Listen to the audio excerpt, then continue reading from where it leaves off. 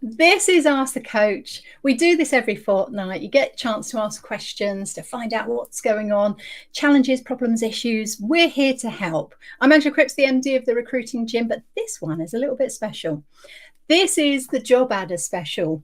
So JobAdder kindly sponsor our Ask the Coach sessions, and once a year they get to take it over and they get to talk more about what they do and how they can help the recruitment industry. So I'll get the guests to introduce themselves. We've got 6 questions already. 3 of them are what they're getting asked all the time at the moment. 3 are from outside, from other people.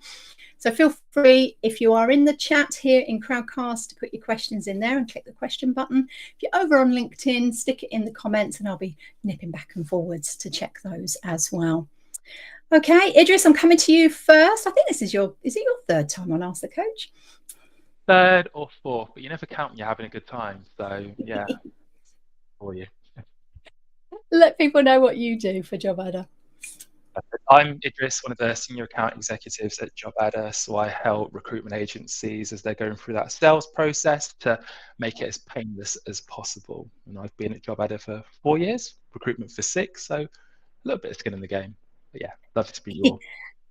I think the word painless stuck out for everyone there. Yes, someone to help. Wonderful. Anna, introduce yourself, please. Hi, yeah, I am Anna. I am the Director of Customer Solutions at JobAdder. So that's everything to do with, again, making a transition onto JobAdder as painless as possible and as smooth as possible. And then also finding new ways that our customers can use JobAdder to help make their lives easier. Okay, yeah, we're liking all of these verbs here. We're helping people. Mark, what do you do? Yeah, absolutely. I guess my job is to continue helping people. So I'm our head of customer experience, so work in the CS team with Anna. So our team is responsible for making sure that customers can use the platform as easily and as efficiently as possible. Love this. So we've got end-to-end covered here, haven't we, to help and support people. So Ask the Coach then. Each person gets 2 questions to answer, but everyone gets to chip in as well. And if you've got comments, if you've got suggestions, if you've got things that you would like to share, any links, they are welcome. Feel free to add those as well. This is number 87. There are 86 of these sessions available free in the Recruiting Gym as part of one of our 8 pro bono courses for everyone in recruitment. So if you want to find out about what everyone else has been talking about and get solutions to those, click on the green button here and access the Recruiting Gym. Sign up for Ask the Coach for free and we'll allocate those 7 other courses to you. Nearly 500 sessions in there to help and support you, all for free, because we want to make sure that our industry is as good as it can be and have as good reputation as possible as well. That's what we're here for. So let's get started. Okay, our first question, Anna, I'm going to focus you. And you've already inferred that, yeah, this is something you do and try and make it as easy and as painless as possible. But what are the common challenges people face when transitioning to a new CRM? I always get asked, help is the question usually. Yeah. And I think, we get this a lot. And I think it's because it's quite an intimidating thing to do, moving CRM. So people are understandably often anxious. It's not something we're used to doing, hopefully. Most business owners would have moved CRMs maybe once or twice, hopefully not loads of times. So it's the unknown, I think, that sort of makes people nervous. In terms of common challenges, there are a couple that sort of we see come up time and time again. And so I think I can offer some advice on how to sort of combat those and not sort of attack those front on and not end up with those challenges. So first off is like not having the right team on your side to help you with making that transition. So I think sometimes when we're nervous about something's big, as human beings, we want to take control, and we may want to, for example, if we're, going to be undertaking an implementation project, or if we're migrating our data over to our new CRM, we want to take control of the unknown, and we may want to manage all of that ourselves. But one of the key bits of advice I can give people in terms of making a successful transition is having the right team on your side. So sitting down and thinking about who is a great user of your current system, who's that person who is logging all the data, logging all their activities as they should be. And they're going to really help you, especially if you are undertaking a larger project like a data migration. Really important to make sure you've got a good distribution of different managers from different teams, if that's the setup that you've got within your business. We often find that different teams will all use the CRM slightly differently. So being able to, and they won't tell each other about it, right? So that's the key. So having that good distribution means that you're going to pick up on anything, any nuances there. Another one in terms of getting the right team is there are always in any business people who are going to be more open to change and more reluctant to change, and that is completely normal. Really great tip is, although it may seem counterintuitive, getting those team members who are going to be most resistant to change really involved in that transition early on, so that they can get excited, they can get that early exposure, and that's going to really help drive adoption. Couple of other areas, so setting aside the right amount of time. This one also can be intimidating. It depends how much of a complex project you're taking on. Oftentimes, you won't have to set aside that amount of time, a large amount of time, but we all live really busy working lives. So it is really important that you do dedicate time to make sure that that transition is successful. And for example, if you're undertaking a transition into JobAdder, your implementation consultant would sit down with you and coach you on, depending on what you're trying to do and how that move is going to play out, how much time you want to be dedicating to that project. Is that something that you can actually sort of work out once you see how big the project is? You can say, okay, well, it's likely to take this amount of time. So let's add maybe another 33% on. Yeah, because things can happen. But that's fantastic to be able to do that, because that is always the issue. People assume you're going to do everything, and they don't need to spend any time on it. It's all going to be done for them. But of course, that's never going to work. No, and we will alleviate a lot of that burden for our customers, but our main priority is really educating during that implementation process, so that our customers, once they move on to JobAdder and they're fully transitioned, they know exactly the ins and outs of how to use the system. They feel really confident in being able to make changes. Say for example, you're tracking something different in a specific quarter because you're really driving a specific business development initiative, whatever it may be. Having the confidence to be able to make those changes in JobAdder and within your system without sort of having to log a support ticket or chat to one of our team really empowers our customers to be able to do that, which I think is really good. Yes, because that saves so much time as well, doesn't it? And it's like me and our website, I must admit. I try and do it and then I make a hash of it and I ruin it. So hopefully with the training that you get, I've never had any training like that's my problem. Then to be able to do that and say, right, okay, let's make this little adjustment. We're going to focus on lead generation this quarter, so we can adapt that. Again, that job satisfaction, that I'm in control, I'm running it, it's not running me. All of those things are wonderful for any CRM, aren't they? So I love that. Idris, you want to add something?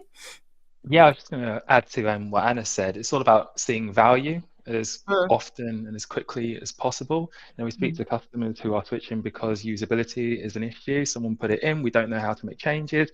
We want to ensure it's not just right for now, but it's right for the future as well, so we can grow and we can develop with you as a business. That's what the team does really well. Yeah, no, I think that's a great opportunity then to upskill the whole team as well, so that, and the thing is, if they understand it, they're more likely to use it. But we'll get on to that. Thank you for that, Anna. I'm going to take that one off. I'm going to leave Idris there, which actually, yes, great question here, obviously from a sourcer. How can you source more candidates using automation? Yep, fantastic. Really like this question, because I think I went on a webinar fairly recently and said that 56% of agencies list finding talent as their biggest concern. That was last year. The average agency, depending on their size, depending on how long they've been in business, what market they cover, they're going to have thousands, tens of thousands of candidates, a lot of people to speak to, candidates that might be less active than others, candidates that you could place in a ideal world. And also, recruiters are spending a lot more time doing admin. I think LinkedIn reported it was 86% of their day is spent on admin tasks, which doesn't leave a lot of time for keeping your database up to date. So that's where automation can help. So at any given time, LinkedIn estimates that 75% of candidates that are passive. You know, if you bring the right opportunity to me, I might consider it. But how do you know what the right opportunity is? How do you know what they would consider? How do you ensure that you are providing value to that person?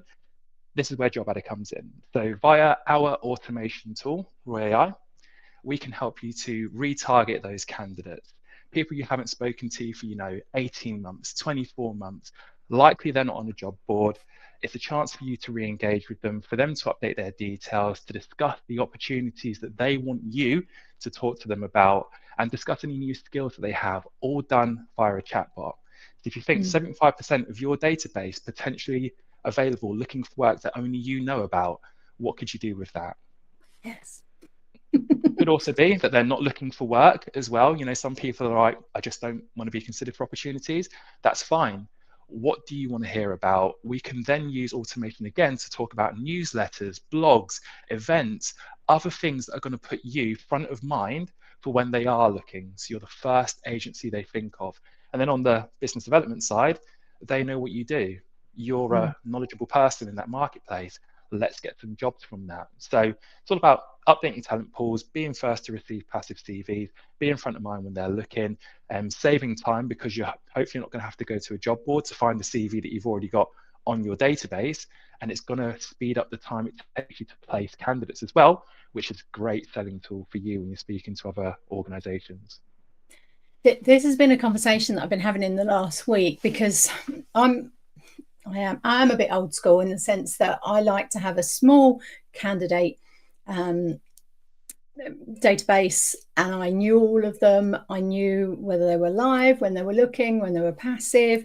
I would keep in contact with them. You cannot do that if you've got 100,000 people in your database. And we went through sort of the 90s and the noughties of people saying, we've got 100, we've got 200,000. And I'm like, that's not a positive because you don't know anything about them and you've got no detail.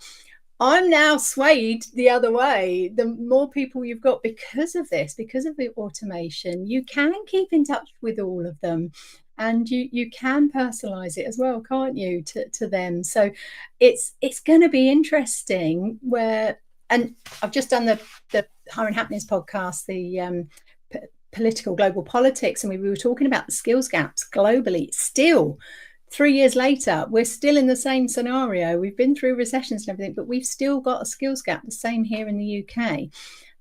So it's this type of thing that if you can use your automation to identify those people and to bring them on board, it's like, oh, when you said it, the recruiter in me went, oh, yes. Makes perfect sense. It is. Yeah. What are the pitfalls then people need to look out for when they're doing this, though? Yeah, but you need to make sure that the automation tool that you have has the right logic in it. That it is going to be seen, that it's easy to use, that candidates aren't going to see it and be turned off, that it's, not war and peace. What is the bare minimum that we can get from that candidate that's going to provide us value, but provide a great experience to them? And it needs to obviously integrate with your CRM, which is why we have our own. I know there are other solutions that have something fairly similar. So I would just recommend that you have a demonstration of that and think, well, if I was a candidate, would I actually complete that? If you couldn't see yourself doing that, probably isn't right for you. That's always a really good point, is put yourself in the shoes of the candidate. And we always recommend that whether it's once a month or once a quarter as a minimum, to actually apply for one of your jobs yourself, to go through the process that a candidate would go through with your system, your automation, and just see, okay, am I happy with that? Is that all good? Is it all positive? Or actually, oh my God, it took 27 clicks and I'm still not there. Because you would have lost them. They would have gone. They're not there anymore. Brilliant. Okay, thank you for that. So that's all looking positive. Loving that. Mark, let's get you on for question 3. So we've done automation. We're now clicking the other way, and we're going up a level to how can we utilize AI to support our customers better? Yeah, it's such a good question and so prevalent in the market at the moment. AI is the hype in all elements of any CRM, from the sales side of it in terms of what features can we benefit and leverage AI for, all the way through to how can we actually utilize our AI to support our customers better. And you kind of hit the nail on the head there. It's all about that customer experience. That's what we want to create. We want to create beautiful experiences for our customers that make getting support as easy as possible. And there's a bit of a misconception, I think, in support and AI. A lot of people see AI replace support. We actually see it very opposite. We really want to have a human-led AI touch point. So what we mean by that is we still want to leverage AI as much as we can to help as many customers as quickly as possible, but we'll always have the out to go to a human if that's what's required. You know, AI is excellent, but as everyone's kind of aware, we're still evolving very quickly with it. So what it can do today, we know what the limitations are, and we'll continuously build on that. But from our side of it, we kind of see AI leveraged in support in 3 different areas. So when we break our support down, we look at education, enablement, and then finally tech support. And what we're doing at the moment is seeing how we can kind of best bring each individual element to the customer immediately. You know, a lot of people get frustrated by going through chatbots because you just go through and through and through. And really interestingly, you mentioned there about testing it. We have a lot of software products, and it sounds ridiculous, but I actually spend a lot of time on their chatbots, understanding how they work, how they don't work. And some of them say they have an AI chatbot, and you go through it and you've entered your email address in 6 times and you're still being asked the question that you started with. No, I get so frustrated. Hotels.com does this to me. You end up going back to the beginning again. No, I was nearly there. Exactly. And that's so interesting, because that's not what we want to utilize AI for. We want to utilize AI as the opportunity to immediately answer a question. And so we're one of the first customers globally to employ Zendesk AI. We're big believers in, you know, utilizing AI to benefit our customers. With Zendesk AI, it allows us to build out custom flows and features and actually understand what customers need and want. So in the past, the way that our support center would work, if you typed a question, it was essentially a keyword search. It would just look for individual words and it would throw back 10 articles, and you'd be like, goodness me, none of these are relevant at all. Whereas now, actually, what the AI does is it processes, understands what your question is, and it will actually answer with the individual segment from the specific support center article, rather than saying, here's a 10-page article, good luck reading it. So yeah, we're really investing in our AI space, and you know, probably similar to everything in AI, we're just at the kind of the forefront. You know, the next 5 or 6 years is super exciting for anyone in support. Well, that's the thing as well. We know it's only going to get better. So I can see within 18 months of us all going, AI, oh, wait a minute, what's this? To utilizing it now and seeing the differences that it's making. And that will be probably exponential, because it's learning from itself, and the better the data, more things. We do want to remind people, don't put personal stuff into any AI chatbots or anything. It does go out into the world. I heard last week of a company that they had to reply to a tender, and they put all of their data and their information into AI to ask it to create it. But of course, now all of their information and all their personal stuff about their business is out there for anyone else to see and gather information. So we are learning, but I'm seeing a lot more positive than negative around AI. But just as I asked Idris, what do we need to watch out for whilst we're doing this? Yeah, I think it's a great shout, and I'll probably answer it in twofold. So there's the aspect of, sorry for the noise, there's the aspects of how a support team will benefit from it. You know, again, a lot of people are looking at AI to replace individuals and humans, whereas actually we see it facilitating, very similar to what Idris said from a recruitment side of it. We want to remove the admin side of it. We still want to have humans. We want to be a human-led company. That's what makes JobAdder, you know, essentially what it is. It's part of our core values. However, what we really want to utilize AI for is to give our customers that ability. If they want to find an answer immediately, they're able to do it. if they want to have a more further communication with our customers, again, they can do it. But by enabling and facilitating our self-service a little bit more to be quicker, more educational, to really harness what our customers are looking for, again, we're able to reduce those individual one-touch questions that we've always answered to now give us more time to go deeper with the customers that need to have that more educational enablement. So again, from that side, it's very clear from that. But you're completely right. Don't trust everything with AI. It's also not always 100% correct, and we know that. We have an ability with Zendesk AI, again, our platform. We have the ability to essentially. Oh, I've just lost you there. Anna, can you give me a thumbs up or a thumbs down if Yeah, it's Mark, I think. It's Mark, okay. All right. I think he was coming to the end of that anyway. So we'll just pop him to the side while he's doing that. Yeah. The internet, it was getting less and less. I don't know if you see the buttons at the top as it is going fixed there. So hopefully he'll be back in again soon. But we did get a great answer. So let's just pause there for the moment as we're halfway through. It's usually at this bit I thank our sponsors, JobAdder, for doing this.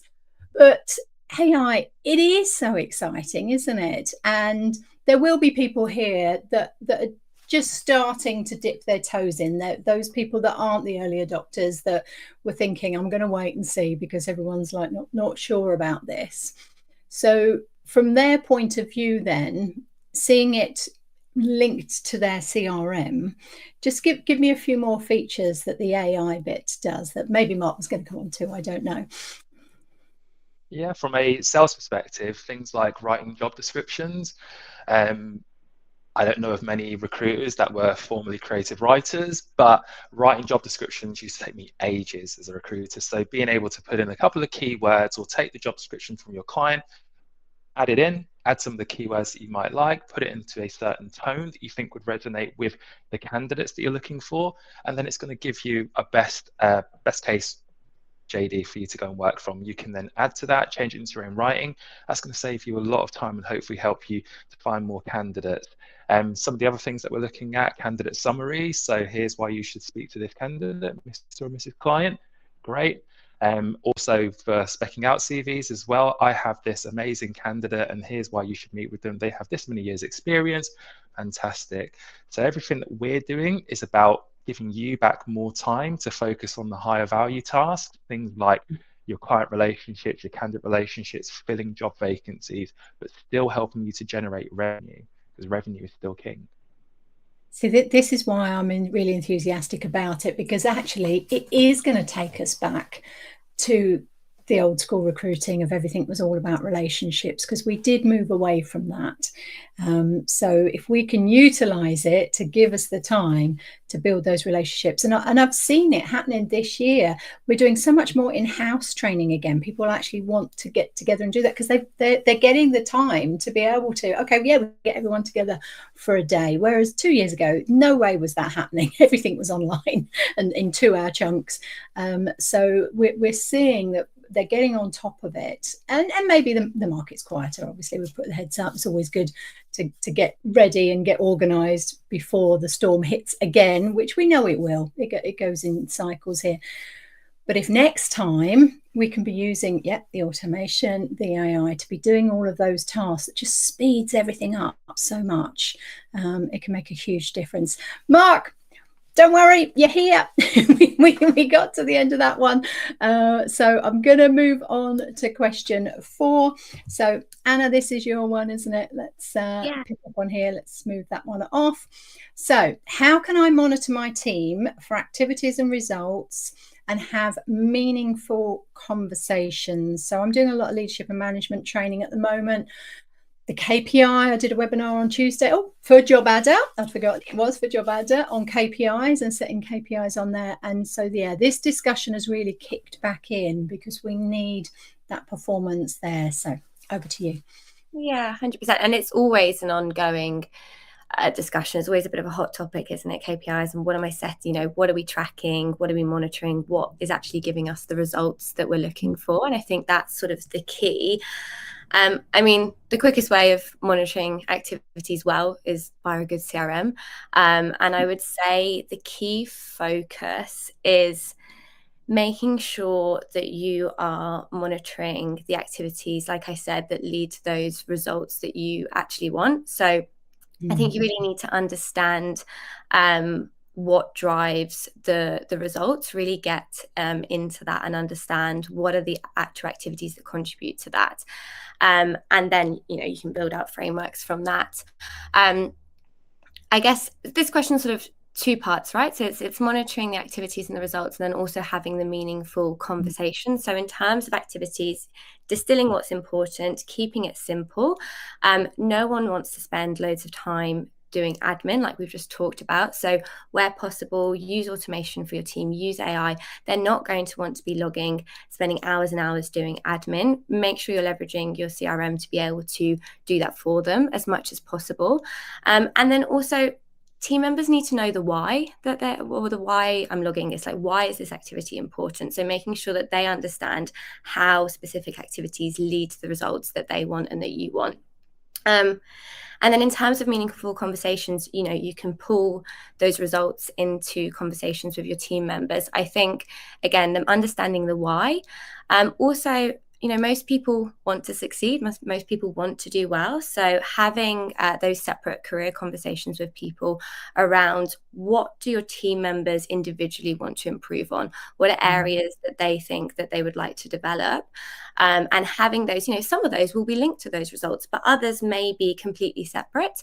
And that's okay, because ultimately anything that is helping them grow and that you can coach them through, sitting down and having those conversations, is going to increase those results, making them better at their job, better at their career, which in turn is going to lead to better results for you as a business. So that would be my sort of two focuses there. Oh, I'm sitting here with a big smile on my face, because you're hitting a lot of things there that as a recruiter and a manager and a trainer coming up through those ranks, if only every manager took that stance and had those individual conversations to develop them and create personal development plans for them, and you've got all of that information there ready for it. Now, it needs to be individual, because people will have different reactions to the way that you manage them. So therefore, adapting your management and your leadership style and having those conversations are critical to getting them on board here as well, aren't they? So loving all of that, because that's where I've come from, and I was very, very lucky to have some amazing training at the start of my career as both a recruiter and a manager. And we know the difference. Two posts this morning, actually. One saying again that 57% of people leave their jobs because of their manager. So over half, you're losing them because of the manager, maybe the management style in there. So if you can have these meaningful conversations and develop that person, they're going to love you for it. I'm all my managers through my life, I've had some amazing ones, so that can make a huge difference to them. So thank you for bringing that up. Love that. Yes, if we can make it easier, give you all the data and the information, and that last point of making sure you're actually monitoring the things that are important, that will flex, that will change depending on the markets and that. So you can't just stick to one thing. It's always got to be changing. But there we go. As I say, change is a constant. We'll stick with that. Brilliant. Okay, question 5 then. Mark, let's give it another go. Yeah, fingers firmly crossed. Yeah, absolutely. So, this one then, please tell me the best way to make sure that my team inputs everything into the CRM. Oh my God, this has been the bane of every manager's life for 30 years at least. Yeah, absolutely. And I actually come from a recruitment background, and this used to be the bane of my life for quite a long time. And when you're overseeing people as well, it just amplifies. I think just kind of touching on Anna's point is kind of the most important thing. I think going back to the core value of what are you looking to input, what are your KPIs, and actually explaining to individuals, and so they understand the why. It's not just a target that's been plucked out of the air. It's almost essentially working backwards, understanding how much an individual's looking to bill in that particular year, or what goals they're trying to achieve, and then how they can get there, and really kind of get into that stage where they can understand this is how I reach my target. These are the benchmarks I need to hit. It's a really interesting subject because, like you say, everyone's so different. You talk about different industries, different forms of recruitment. A headhunter won't need to send as many CVs, for example, than a recruiter that's working on a temporary role or a contract role. So going that side of it is a really big thing. But also, Idris alluded to it earlier, a lot of AI and automation. JobAdder, we have a huge degree of partners. So whatever you're looking to do and whatever function you're looking to do, make sure it has that synchronicity and it goes back into your CRM. So everything's collated in one place. There's nothing worse than having to do something manually after manually doing it the first time. So having that synchronicity. Louise Triance, if you're watching, her message to me this morning was like, I have to do this 4 times. Yeah, exactly. Different places it needs to be. So yeah, no, but everyone gets so frustrated, and that's where the mistakes happen as well, isn't it? 100%, and that's where your data also then it goes wrong. You have those weekly meetings and you say, oh, you sent 2 CVs, and you go, no, I sent 6, but I didn't do it through the system. And then you have to explain it. Centralizing all of your data set is the most important thing that we see. If you can put everything into JobAdder, that's the ideal. One of our largest customers, they have a saying that they actually genuinely say to their customers, their team members, is if it doesn't happen in JobAdder, it didn't happen. So again, it's kind of just simplifying what you're looking to enter, but also make sure your KPIs, you understand the why behind it. Benchmarking is a huge thing that we're looking into and hopefully bringing out at the end of this year, which is an exciting feature. So customers will be able to actually see how other people perform in their industry, what CVs they send to how many placements they make. So you'll actually be able to get real tangible data about your specific vertical and market and geo. So that's a really exciting kind of insight into what JobAdder is working on as well, I guess.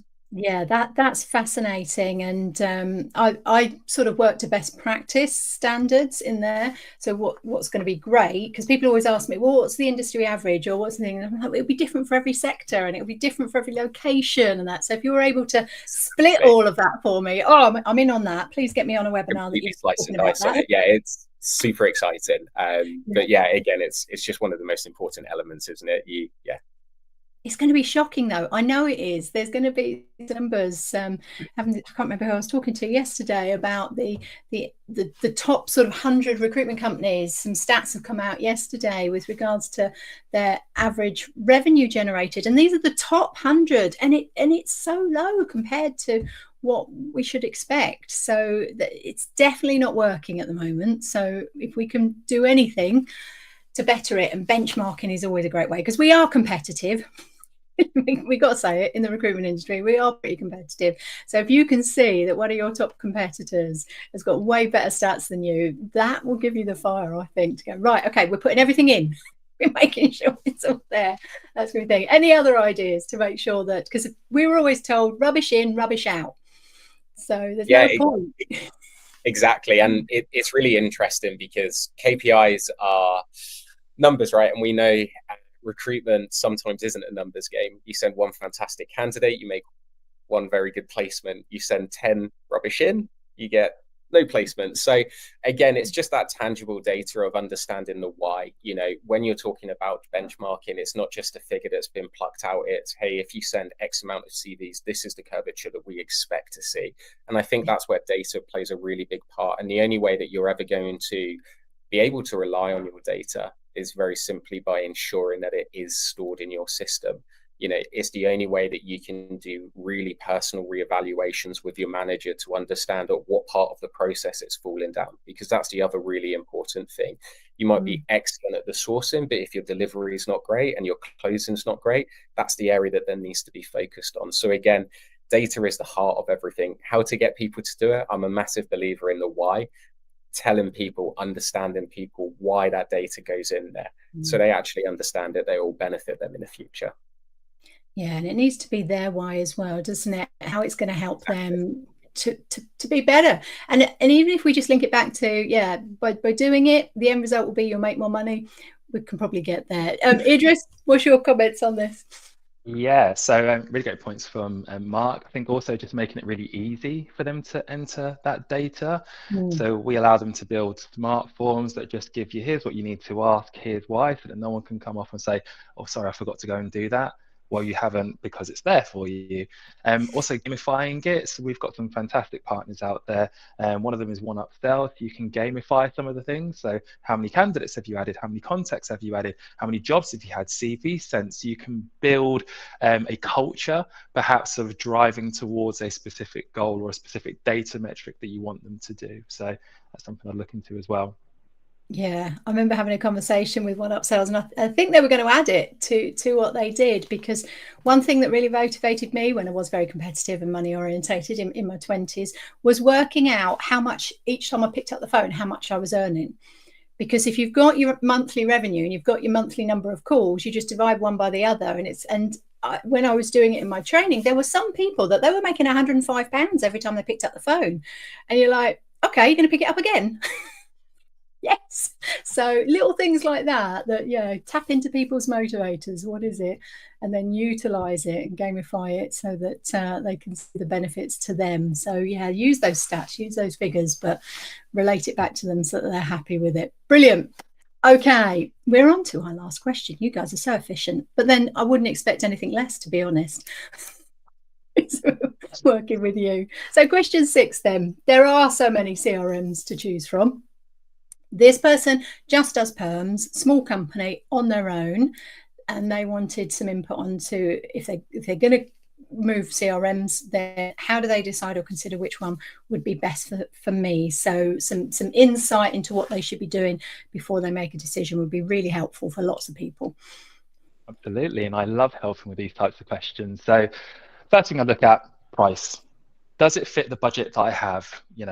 Have you got a budget? If you haven't, speak to a number of different providers in different price brackets, and you can go on to review sites like Capterra or G2 in order to get that. Once you've had a demonstration with most CRMs, they will tell you what is available, and then you can see what is on offer. So if at the lower end you're not getting what you need, maybe you need to come just a little bit higher, then you need to focus on ease of use. The only person who's going to be using it is you. Can you do what you need to do? Can you follow the end-to-end process? Could you see yourself using it? Do they offer much support, much training? Is it going to help you to achieve value quickly? Features. Don't get overawed by features, because I speak to a lot of clients who say, well, I don't use half of it, but I pay for it. No point.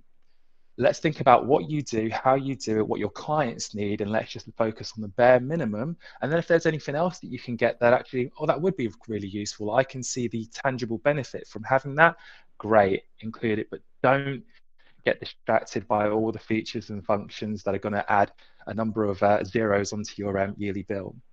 Think about your growth. Do you have ambitions to bring people in? Do you have ambitions to pivot into other areas? Does that system meet your needs?